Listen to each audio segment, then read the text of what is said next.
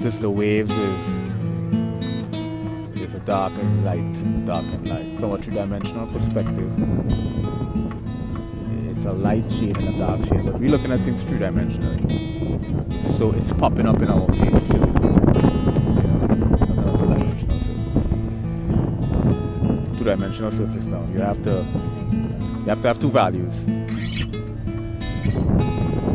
The value is the wave that's behind the wave, the color behind the waves is light, the colors in the forefront of the wave is dark, and the light and the dark has to blend into a kind of symphony where it transitions from darkness to light, from dark to bright in a very smooth, uncorrelated or unrelated finish.